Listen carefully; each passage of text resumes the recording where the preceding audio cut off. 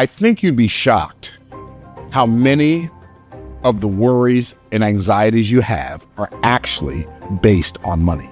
And I know money's not the most important thing in the world. No, it's not. You are correct. It's not the most important thing in the world, but it is right up there with oxygen. What does that mean? Well, you got to have it every day to live. And when you don't have enough, you feel like you can't breathe.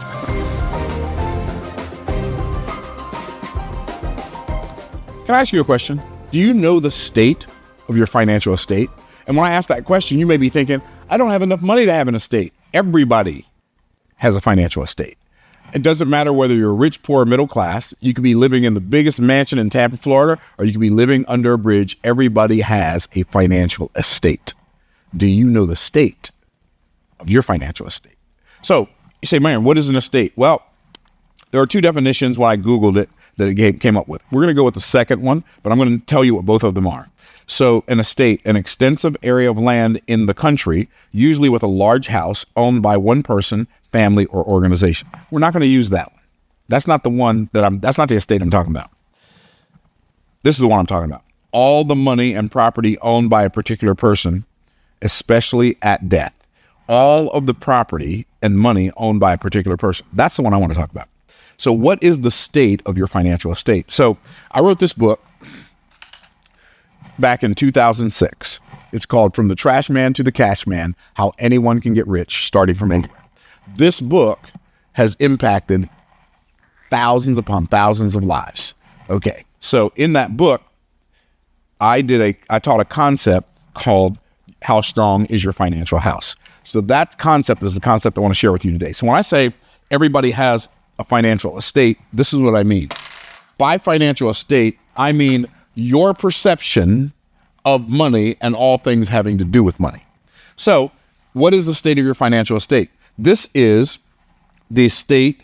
This is the blueprint right here for a sick financial estate. So if you want to have a sick financial estate, this is the blueprint. This is what your house looks like. It looks like this. It looks like this. It looks like this, and maybe a little bit of that, and then you got a door.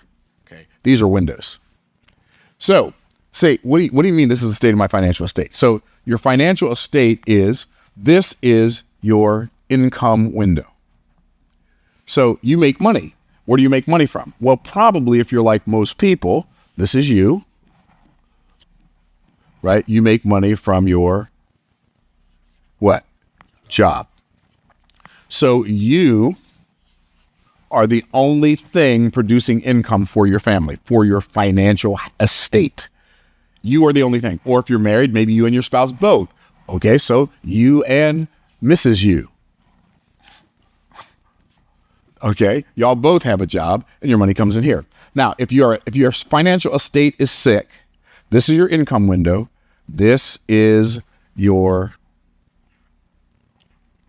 outgo window. This is your outgo window. So when your money comes into your income window, it goes out your outgo window in the form of bills. So the reason your financial estate is sick, if it's sick, it is sick because you think the primary purpose of money is to pay bills and every now and then to buy things that you don't need, or maybe some things that you do need. So you think the primary purpose of money is to buy things. So if you think the primary purpose of money is to buy things and pay bills, the state of your estate is you have a sick financial estate.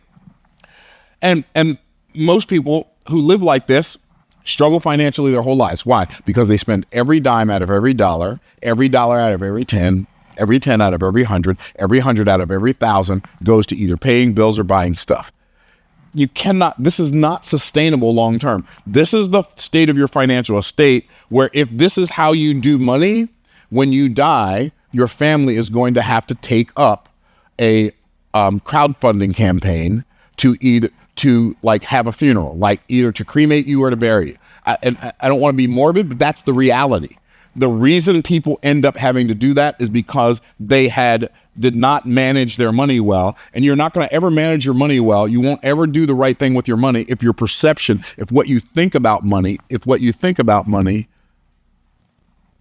that's a light bulb. If what you think about money is off. If what you think about money is off, then you will never do well financially. You have no asset protection, which means your roof is leaking. Your foundation is shabby. It's built on lies that you believe that the primary purpose of money is to pay bills and to buy things. And so your financial estate is very sick. And until you get to the point where you do more with your money than pay bills and buy stuff, you will never have a healthy financial estate. Okay, so that's a sick financial estate. The second kind of house is a stable financial house. And if you have a stable financial house, you've got this window, you've got this window, and you've got this. That was a disproportionate window. You got this window, you got this window, you got this window. And more than likely, this is the biggest window in your house. So how do you make your money? Well, probably from your job. Or if you're like me, when I was living like this, I had my own business, right? So you either make that money from your job or your business. The money comes into your income producing asset window. Okay. The money comes into your income window. And when it comes into your income window, what you do is you pay your bills. It goes down and goes out your outgo window. And then you borrow money and you have your WRL window. WRL stands for wealth reducing liabilities. And what you do is you pay your bills on time. So you pay them in a timely manner. So when you pay your bills on time, now you have good credit. So the bank will loan you money and credit card companies will loan you money. And so what happens now is some of your income goes down here in the way of bills, but some of it goes down here to just maintain that good credit. And so now my income comes in here, it comes down here, and it comes down here, and then goes out the outgo window. So this is a stable financial house. I do have some asset protection. I might only have insurance. I probably don't have an estate plan. I may not have a will, but I've got, and then it's built on half truth. What's the half truth? Well, as long as you've got good credit, everything's going to be okay. If I can't afford it, it doesn't matter because the bank will loan me enough money to buy it. Now, the interesting thing about borrowing money, it's a better idea to borrow money when you don't need to than it is to borrow money when you do need to. Isn't that kind of like paradoxical? Like if you don't need to borrow money, that's the best time to borrow money. This is why rich people borrow money, because we understand if we borrow money, are y'all tracking? If we borrow money, we can use the bank's money cheaper than we can use our own. But poor people borrow money, like they can't use the bank's money cheaper than they can use their own because their money's costing them everything. And then the bank's money is costing them everything plus interest. This is a stable financial house as long as you continue to make enough income to pay your bills on time and maintain good credit, and you don't let this get too out of control. Now, this house will never make you rich. This house will never make you like financially successful. This house will never make you financially strong, but you can be financially stable. This is when people say, I want to be, well, that's not even financially secure. That's just financially stable. You are financially stable as long as you don't have any major catastrophes, right? Then you're going to be okay. This is how I lived for a long time until I found out what? There's a better way to live. There's a better way to live than being stable. Oh yeah, this is the one that changed the game for me. When I realized this is the house of houses. This is my greatest opportunity to have a very strong and successful financial house. I have asset protection. What does that mean? It means I have enough insurance to replace my income for my family if I die and pay off any debt that they want to pay off. And what does this mean? This is built on the foundation of truth. What is the truth? The truth is that I've got an income window. The truth is I need another window. I've got to have one of these, not just these three, but this window is the window of windows. That's where the magic happens. So you have a business or you have your job. So if you got your business or you have your job, or maybe you have both, income comes into your income producing asset window. Income comes into your income producing asset window, your IPA window. Nope. Income comes into your income window. And then when you have a strong financial house, this is what has to happen. The first thing you do when you get money is you take some of that income and you put it into your IPA window. What's IPA? IPA stands for income producing assets. You put some in your income producing assets window, and then when you first start putting money in your income producing asset windows, nothing happens. So you take some of your income, put it in your income producing asset window, and then some of the money comes to pay your bills. And then some of the money comes down here to your wealth reducing liabilities window. This is your outgo window. Some of it comes down here, and then it comes out your outgo window. So your cash flows in this direction, and in this direction. Now, the thing about having this income coming over here, like when you first start putting money into your income producing asset window, it doesn't do anything. It doesn't make you any money. This is why most people don't do it. Most people are so addicted to a paycheck. And so they're so addicted to immediate gratification that they don't allow themselves to defer gratification long enough for this window to get big enough to like work its magic. So what happens eventually, though, you keep putting money over here in this income producing asset window, guess what happens? Eventually, it takes some money and puts it back in here. And then what you do? You put some more money in here, you buy or build or acquire or accumulate or create some more income producing assets. This window gets bigger. And so now you've got more income producing assets putting money over here. So I've got Trash Man to Cash Man. That book makes me anywhere from $8,000 to $12,000 a month. I've got Boss Moves. That book makes me anywhere from $18,000 to $70,000 a month. I've got my Make More Offers Challenge funnel. Just tickets make us between $80,000 and $110,000 a month. These are all income producing assets. And then once you have an income producing asset window that's really, really big, eventually it puts all your income back over here. It pays all of your bills and pays off all of your debt. The objective is to get this window to be the biggest window in your house. And how do you get it to be the biggest window in your house? By focusing on it and continuing to put income producing assets in it. Eventually, this window pays all the bills, pays all the bills on time. The business has the credit because all the bills are being paid on time. I max out my American Express card. The income producing asset window pays it off.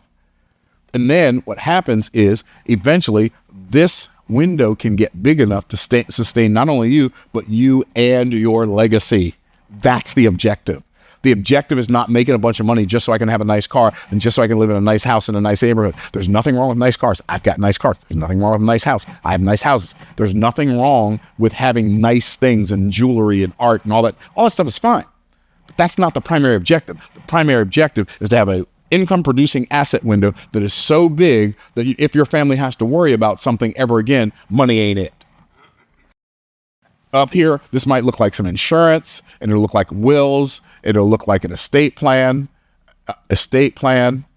All of these things are things that you do because this gives you the ability to do it.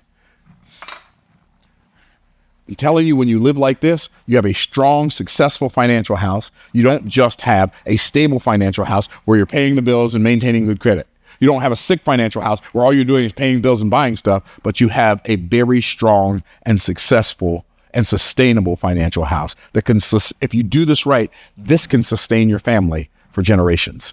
That's the game changer. And that's how you can know. All you have to do is ask yourself this question: what do I do with most of my money? You want to know the state of your financial estate? What do I do with most of my money? Does most of your money go to pay bills?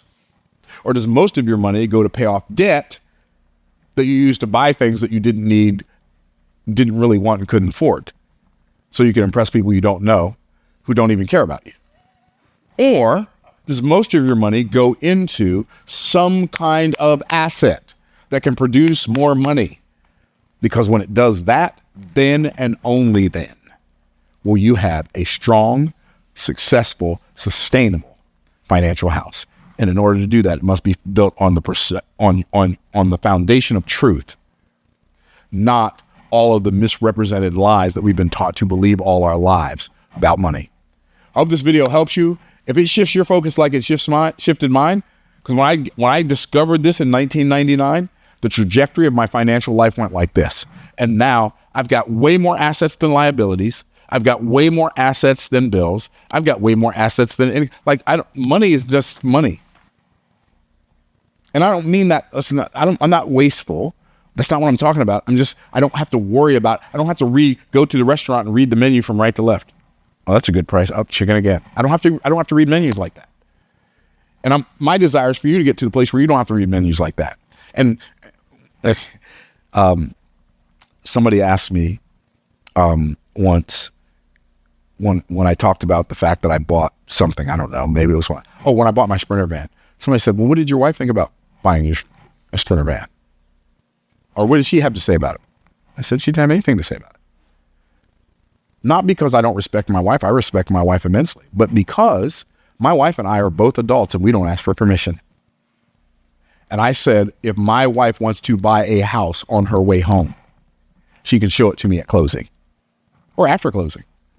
Why? Because I trust her that much and she trusts me that much. And it's just money. How many of y'all tracking?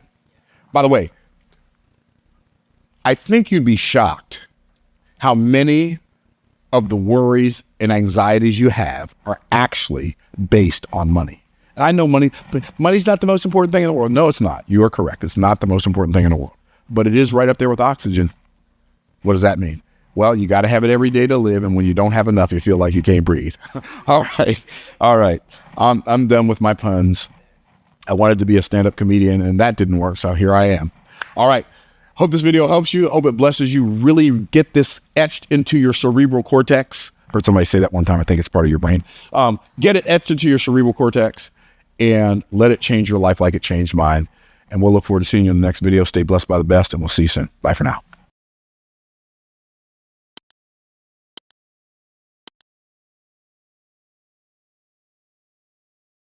A lot of you want to become a good entrepreneur, but you resist becoming good at selling because you don't like sales. You don't like what you believe sales is, or maybe you don't even like people. That's real. And the reality is the master key to success in selling anything is to love the people you sell to so much you would never sell them anything that would do them harm. For those of you who are wondering, how do I get started as an entrepreneur? Or for those of you who've just recently gotten started as an entrepreneur, I'd like to share my story, how I got started as an entrepreneur. And I always say, well, I got started as an entrepreneur when I was 25 years old, selling insurance and investments. Well, that's true from the standpoint of getting started as an entrepreneur in the professional, quote, professional entrepreneurial space. But I got started as an entrepreneur long before that. How long before that? Probably when I was 19 or 20. I had my first accidental entrepreneurial experience. And, but the whole idea of entrepreneurship was introduced to me by my father, who worked for other people and would go to work and literally work like a three-legged mule as a plumber and working on construction sites. And like business owners, like the bosses that he worked for, the contractors that he worked for, they would always figure out a way, or oftentimes figure out a way to take advantage of him. And he came home one day when I was from work, when I was about 16 years old, and he said, I'm never working for anybody again. And I thought to myself, like, now I've got 6 brothers and we ate a lot of food. Like, you're never working for anybody again. What we gonna do, right? What are we gonna do, right? And he proceeded to do the same thing that he was doing for other people for himself, and made more money doing it by himself for himself than he ever made doing plumbing, working for other people. And I thought to myself, that's interesting. So you don't have to have a job. And I didn't think of it as a business, but you can do what you do for your job for yourself instead of doing it for somebody else. And a lot of people, when they think of getting started as an entrepreneur, that's what they do. They take the thing that they do as a job and they go and do that for themselves instead of for doing it for somebody else. And while that is a form of entrepreneurship, it's more being self-employed than it is being an entrepreneur. But it is an entrepreneur. Like, you don't have to have a job working for, quote, the man, whoever the man is, right? So I found out that not only do you not have to have a job working for somebody else, but you can make more money having a job working for yourself than you can having a job working for somebody else. And that was not even a conscious awareness of it for me. It was more of a subconscious awareness of it. So I went off to college, and I had always had summer jobs from the time I was 14. And then when I graduated from high school, I had jobs in the summertime. I usually have 2 jobs, one during the day and one during the night. During the school year, I'd have a night job, even though I went to school during the day, like when I was in high school. And so I went off to college, and I went to college in Indiana, and I did not realize that there were parts of the country that were like still in the Great Depression. Right? And I know that sounds like an exaggeration. It's kind of an exaggeration, but not a big one. And like there were jobs were hard to find. And they were all, because it was in the Gary, Indiana, Chicago area, they were all industrial jobs, which means you had to be able to carry things or lift heavy things. And I could lift heavy things, but I couldn't carry them long distances. I could barely carry myself long distances. And so like it was very, very challenging for me to find a job. That's when I got the job working on the sorghum farm for a whole day. Felt like an eternity. And I prayed that day. I got out in the middle of that sorghum field, and it was like the middle of July, and it was hotter than the blue blazes. And I'm like, God, if you will deliver me from this, if you'll just let me live through this day, because you're not supposed to tempt the Lord. I promise you, I will not tempt you by coming back here tomorrow. Right. And I didn't have any other prospects for a job, and I didn't know what I was going to do to buy food. And I'm like 900 miles from my parents, and I'm 19 years old, and this is the only job I was able to find. But I knew that day God did not put me on this earth to be a farmer. Not me. No, not on a sorghum farm, pulling sorghum for 8 hours. No, sir. Not for $8 an hour back then was a lot of money, because this was in 1980, when $8 an hour was decent money, right? But I quit. And so, anyway, I don't remember what all I did that summer, what else I did, but I just remember quitting that job, thank God. And I came home, and it got me a summer job from that summer, and I bought a car. So in Harrisburg, Pennsylvania, there's this little local paper called the Paxtang Herald, and it had classified ads, right? And so I bought the Paxtang Herald. I found this 1972 Buick Skylark that I bought for $50. It didn't have any hubcaps on it, didn't have any carpet on the floor. It was just the plain Jane. It's going to go to the junkyard, or I'll sell it to you for $50. I bought it for $50. I drove that car all summer. And then a friend of mine wanted to buy it because it wasn't going to make it back to Indiana. A friend of mine wanted to buy it from me before I went back to college. He offered me $300 for it. I took it. I was like, I bought that car for $50. I drove it all summer. I sold it for $300. I made $250 on that car. Wow. That was my very first entrepreneurial endeavor, where I discovered, but didn't even realize, that profits are better than wages. And then I later learned from Jim Rohn, profits are better than wages. So fast forward, I go back to Indiana, and I start working with this guy, Elijah, and he's buying these old raggedy cars and fixing them up. But he didn't know how to fix them up, but I knew how to fix them up, because I knew how to do body work. I knew how to work on engines. I knew how to work on transmissions. Like like anything with a car, I could do it. I could fix it. Right. And so I could do a tune up on a car, change the oil, whatever. So he had this Volkswagen Beetle, and then I did this body work on it, and he fixed it. He bought it cheap, and then he and I fixed it up. I did the body work on it, and then he sold it, and then he paid me some money. I was like, oh, you can buy cars and fix them up and sell them. So I started buying cars for, $100, $200, $300, fix them up, sell them for $600, $800, $1,500. And I started buying and selling cars. And so he introduced me to this other guy named Paul Gaudy. And Paul was really good at body work, and Paul and I became friends. And so Paul taught me some of the stuff that he was doing to work on cars. And so I literally, all I did for a living from the time I was 20 till the time I was 25, even 27, till I got my job driving a trash truck when I was 27. All I did was bought cars and fixed them up and sold them. Now, the reason I'm telling you this story is because I realized, as I was thinking about it this morning, I realized that not this morning, but last week when my wife was telling me this story, I'll tell you that in a minute. I was thinking about how the reason entrepreneurs today think all the simple stuff you have to do to make money is so hard is because they've never done anything hard. Right? So here's what I would do when I used to sell cars. So if you're going to sell cars, you have to have some inventory. You have to buy cars. And I'd only do one car at a time. It's not like I was buying 15 cars at a time. I'd buy one car at a time. But sometimes I needed to buy a car, but I didn't have the money. So what do you do if you didn't want to buy the car, but you don't have the money? See, you're worried about talking to somebody about your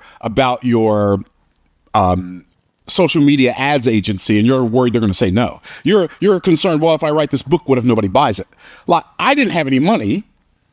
I get married to this beautiful girl, And, I make her all these promises, and all of a sudden we're married, and like, okay, now what do you do? Because, marriage math says that if you're having a hard time taking care of one person financially, it's twice as hard to take care of two people, right? And so here I am, and we're like, okay, so what I would do is I'd go knock on somebody's door. They'd have a car I'd drive past it, and I'd see that car sitting there for weeks, and it doesn't move. And I'm like, hey, do you want to sell that car? Well, I've been thinking about it. Okay, how much do you want for it? Well, it needs a transmission. Okay, well, how much do you want for it? I don't know, $200. Tell you what, I'll give you $300 for it if you'll let me pay you for it after I fix the transmission and sell it. You keep the title. Let me take the car. I'll give you my address. I'll show you my license. You'll know where I live. I'll take this car to my house. I'll pull it into my garage. I'll change the transmission. I will fix the transmission. I will sell the car. When the person comes to buy the car, I'm going to bring them to your house.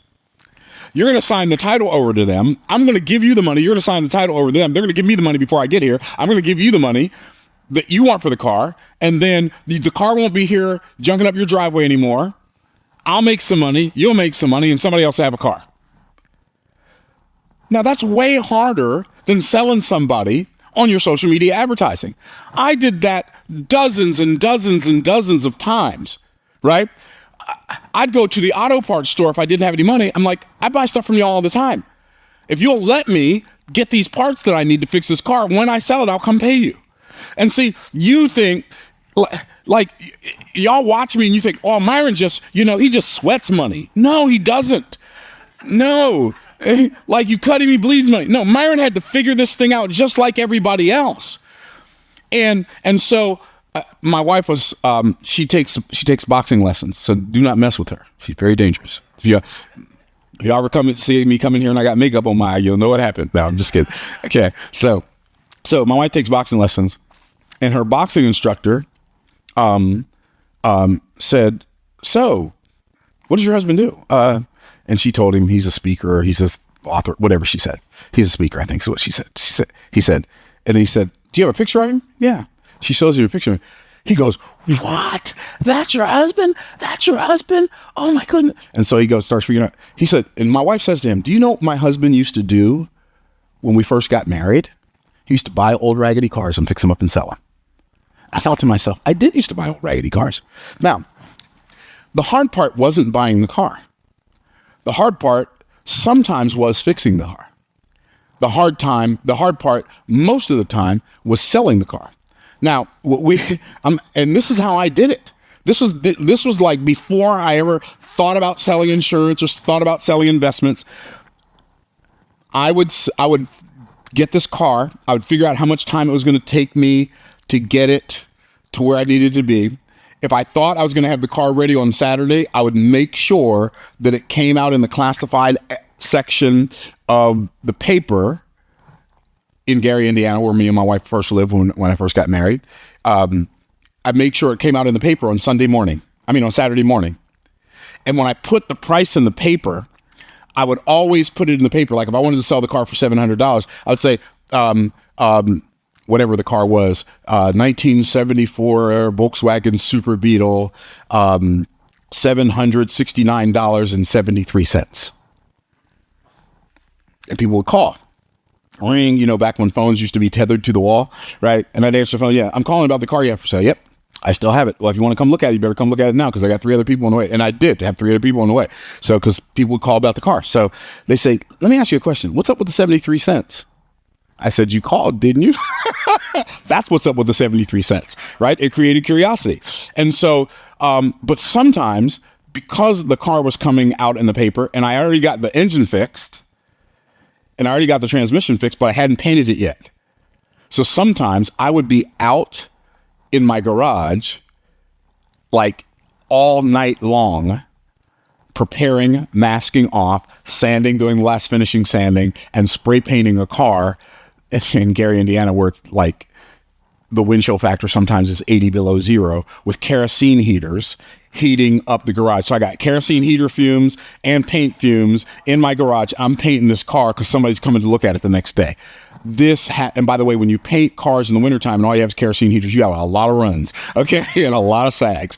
But anyway, so that was the beginning of my entrepreneurial endeavor. So when I got to the place where I found out that I could go and I could get a license and talk to people about insurance and investments, and all I had to do was have a conversation with somebody, and if they bought something from me, I'd get a check. I was like, shut your mouth. And what? Say less, right? Only I didn't know that I wasn't good at sales. And I wasn't. Like, so you imagine, I'm 20 years old, 21 years old, 22 years old, all the money I made. Oh, by the way, I forgot to tell you my most favorite part. So back then, so we would reward ourselves when we sold a car, because that's when we got paid. And sometimes we'd sell 2 cars a month. Sometimes we'd sell 3 cars a month. Sometimes we'd only sell 1 car a month. So sometimes the paychecks were few and far between, right?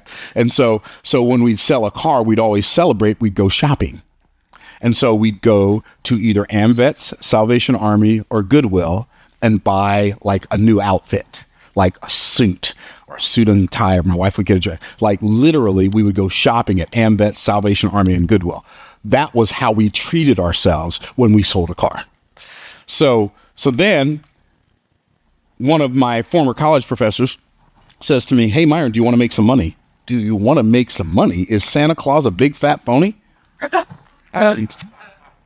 Yes, I want to make some money. Sorry. I said, yes, I want to make some money. He said, well, my brother-in-law got started with this business opportunity, and I don't really care about any of that. Yes.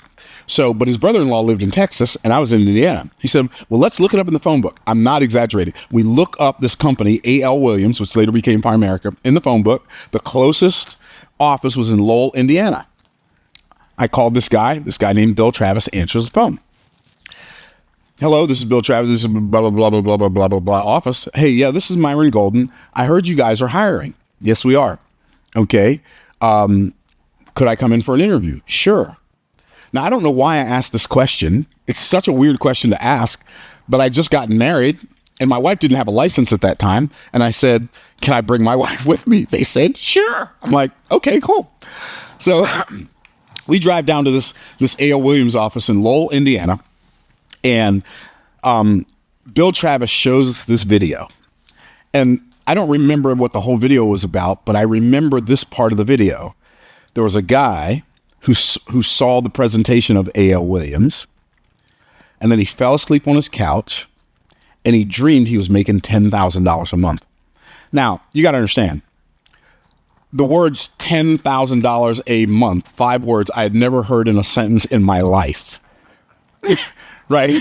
I did $10,000. Like, I did not know. I'm not exaggerating. I'm 27 years old. I did not know that there were people in the world that made $10,000 a month.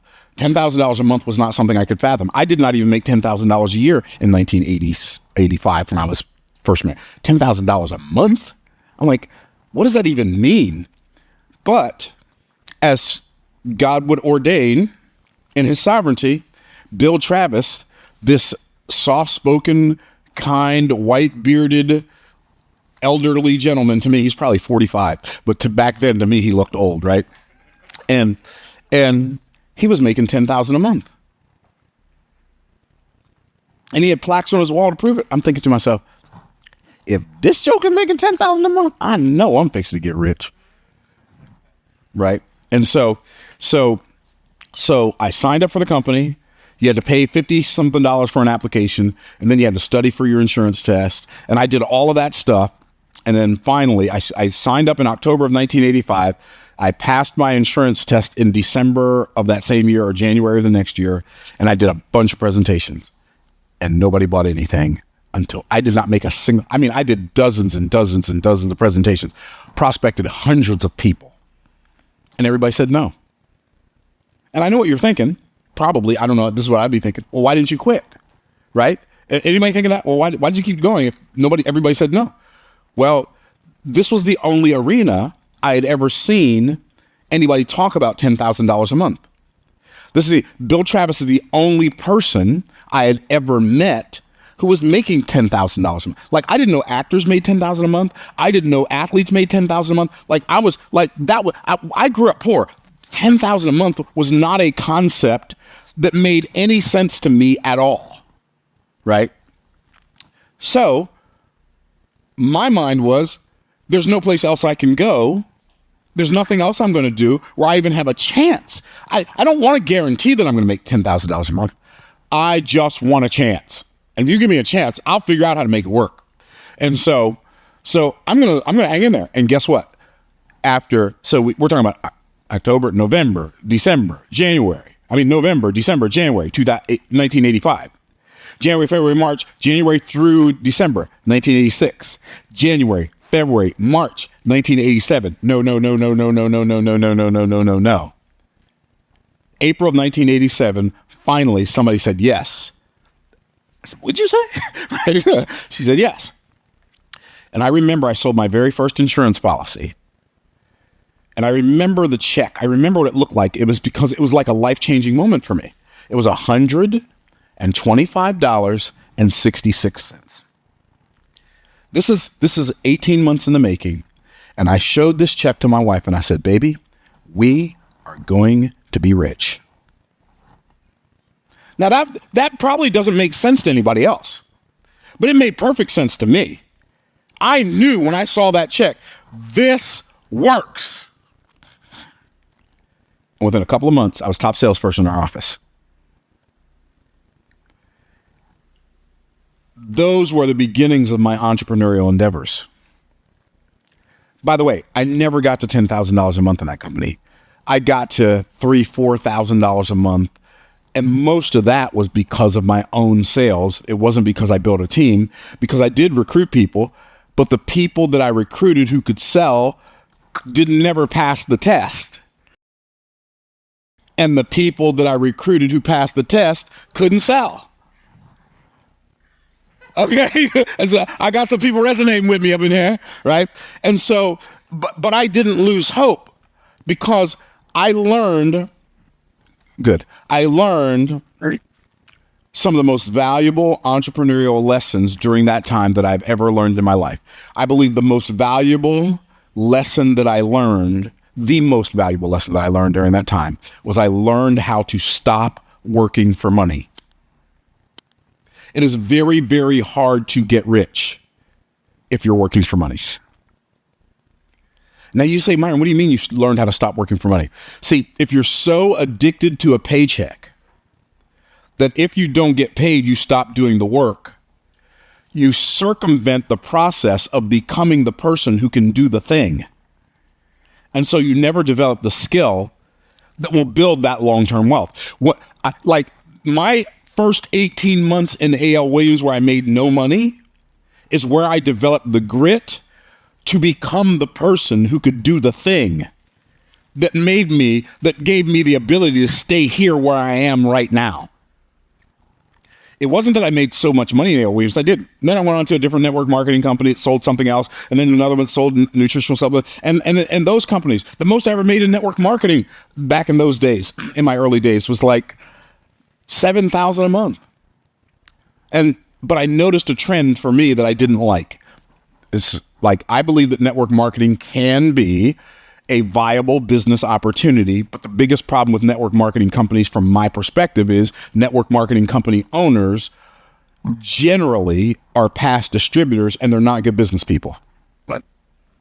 And so they oftentimes do things to destroy the opportunity for the people who are coming behind them. Not always, but oftentimes. I've seen very few exceptions to that scenario. Anyway, so when I got tired of doing network marketing, I realized something. I realized that there's a big pool of people out there who still love to do network marketing, who still believed in the vehicle of network marketing. And I believe there's a great training ground. And I believe it can be a great business model if you're in the right company. But I don't know what I'm not going to start naming companies. I don't know. You have to figure that one out for yourself, right? And so I decided I'm going to start teaching network marketers. Now, here's what a lot of people would say. Well, but you only made $7,000 a month. I know, but 97% of people in network marketing have never made $7,000 a month and still don't. So I knew that the pool of people in that arena needed what I had more than they needed what their upline had, because if a person's making $50,000 a month and they're talking to somebody who's making $50 a month, there is a huge communication gap between where they are and where they are. And this person says something, and this person down here translates it into their language, and it doesn't end up meaning the same thing that the person intended who said it up here. Just because you're good at doing a thing doesn't mean you're good at teaching a thing. And fortunately for me, I had spent more time with these people, listening to these people, and I knew the stuff these people said that didn't make sense to me when I was down here, but it made sense to me when I was right here. So it gave me the ability to translate the things they were saying to language these people down here could understand. And I became one of the most sought after network marketing trainers like in the country. And that afforded me the ability to learn other new skills like writing books and doing seminars, et cetera, et cetera. And so those were the beginning of my entrepreneurial days. But fortunately for me, I lasted through the learning curve and kept working on what wasn't working for me, but was working on me until I became the person for whom it could work. And that is why we all are here today. You on YouTube, you in this room. The reason we are here today is because I lasted through the learning curve and allowed myself to become the person by learning how to stop working for money and developing skills. So I told you 2 skills. I said several skills. One was I learned the valuable lesson of not working for money, but I learned this other lesson. I learned that if you get good at selling, you can write your own paycheck. And see, a lot of you, okay, I'm just gonna go ahead and say it. A lot of you want to become a good entrepreneur, but you resist becoming good at selling because you don't like sales, you don't like what you believe sales is, or maybe you don't even like people. That's real. And the reality is the master key to success in selling anything is to love the people you sell to so much you would never sell them anything that would do them harm. So that's how I got started as an entrepreneur. It was like, it was a long journey. I got started when I was 20, but like in professional entrepreneurship, right? I got started when I was 20. So I was 20 in 1981, but I started insurance and investments in 1985. And I didn't have my first 6-figure year until 1999. So that's a long time, right? But here's what you fail to realize. The 14 years or 19 years, depending on how you calculate it, was going to go by anyway. So I might as well go ahead and become the person. The time it's going to take you to become the person is going to go by whether you become the person or not. And if you decide that it's too long and it's too hard and you decide not to become the person, then the time goes by and you have nothing to show for it. But if you decide you're going to become the person and you go ahead and skin your knees and you bloody your nose and you allow yourself to stub your toe on your inability and bump your head on your insufficiency, and if you will do that long enough to develop a skill called selling, then when the time goes by, one day you'll look in the rearview mirror and you'll wonder why you ever thought it was so hard. So hopefully my beginning days in my entrepreneurial journey, maybe that'll help you somewhere in yours and be a blessing to you in your life. Myron, what's the point of this message? Don't give up. You're closer than you think. Stay blessed by the best, and we'll see you in the next video. Peace out.